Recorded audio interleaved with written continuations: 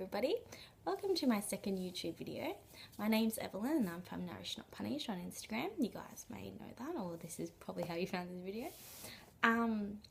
So I asked you a couple of weeks ago what videos you'd like to see on this channel, and the majority of you asked for eating disorder recovery, and I think, yeah, that is great because that's what I want to do. I want to help as many people as I can understand that they can get over this, that they can, live a life again, pretty much, because you don't, an eating disorder takes that away from you, but you can get control. So, so we'll talk about that. So for all of you guys that didn't know, I suffered from anorexia for like 7 years maybe. Started when I was 15. I don't know how it happened. People ask me, how did you get in? Like, where did it come from? What did it stem from? For me, I never really. It wasn't about weight for me. I never thought I was fat or anything. I've always been like a petite girl. I think it was a controlling mechanism for me. And then once I started to drop weight, obviously the eating disorder took over, and I just kept doing it and counting calories and over exercising, and just a lot of horrible things start to happen when you're in that mindset. I had a lot of rules and rituals. I would only eat things not in front of people, for one. I would cut things into tiny pieces. I would have to have everything in even numbers. I would eat at certain times. It couldn't be 6:02. It had to be 6 o'clock till 6:30. It couldn't be 6:02 till 16, for example. And if it was like that, it would be the end of the world, and I would have a lot of tantrums and lots of awful things that I was doing to myself that wasn't good. Isolation, obviously. Never wanted to be around any friends or my boyfriend at the time, and it's just a horrible thing that just creeps up on you and you don't know what to do. And once you're in that mindset, that's all you think about. Obviously, your brain is deprived of nutrition, so you're starving your brain. You're not thinking straight, and all you're thinking of is, I want to be thinner, and you're fueling the eating disorder, not your body. It's okay to eat, guys. It is okay. We need to eat. It is a normal, natural part of life. Please don't ever, ever, ever think that you are not worthy enough of food. Because I remember that's what I thought. I don't need to. I'm a failure. I don't care if I die. I didn't give a fuck if I dropped dead the next day. It didn't bother me. And now I think, I'm getting upset now because I think about the now, and I was like, how was I ever that person? I've done a complete 360 from not caring about myself or my health or being happy. I thought I would live with my eating disorder for the rest of my life, and that's how it would be however long I was going to live, that is, because I could have dropped dead at any moment. Obviously, because I was very, very underweight. Nothing was functioning right. Always cold, always tired, low blood pressure. What's that thing called when your heartbeats are irregular heartbeats? Always cold. Oh, I said that. Sorry.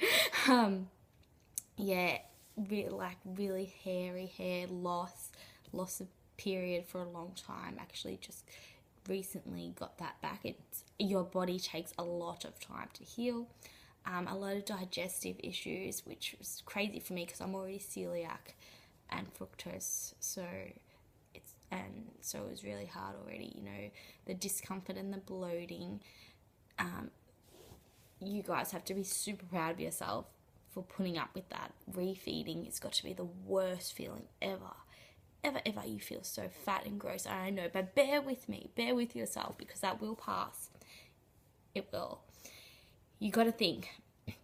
So you've deprived yourself of food for so long, and then you're nourishing it again, your body's like, what the hell are you doing? Where's all this food coming from? It doesn't know what to do with it. It hasn't been there. It hasn't been able to digest anything for so long. So of course it's going to bloat. You know, it's fine. It's a natural thing. And you're not eating too much. It's okay. You cannot eat too much during recovery. You have so many things that you need to start fueling again for them to be able to function. Yes, all your muscles, all your organs, everything. And then obviously you need fat. You need it. We need it. Or else we're going to be too cold all the time. Or else nothing is going to work. So please fuel yourself properly. Think of it as nourishment. That's what my mum says to me. Just think of it as nourishment. It's okay to eat. I just really wanted to make that clear because I know that was a big issue for me. I was like, no, I don't need to. But you do. You really do. Okay. So how to deal with the thoughts during recovery. Alright, I get asked this question a lot, and yes, it is extremely difficult. Okay, so one thing I found very helpful was writing it down. I know it's going to sound cliche, but please know that it is very, very good to write things down, because maybe you don't want to vent to a psychologist or your family or your friend or whatever, but if you write it down or start a blog like I did, then you see it and you're like, you can make the connection kind of thing.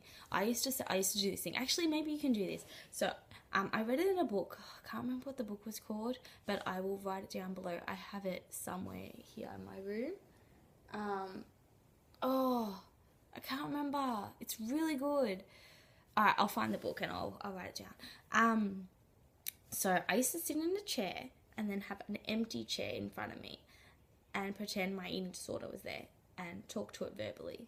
So I used to like swear at it and tell it, oh, I'm not fat.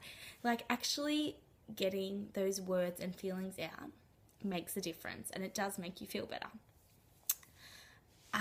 Another thing I would suggest is looking at food as nourishment, not as calories. Delete all the stupid calorie counting apps and whatever you have off your phone.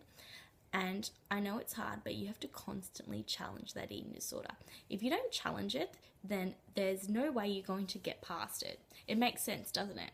You need to challenge it in order to get past it. If you don't, you're always going to be scared of it. For example, carbs, pasta. For me, potatoes, mainly rice. Big issues, and fat.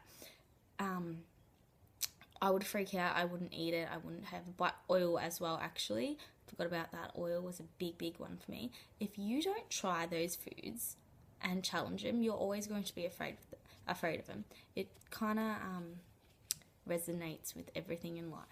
So take baby steps. Make sure you have a supportive person around you. If it's a friend that knows about everything, if it's your mum or some family member, make sure they're with you, and it's okay. It's okay.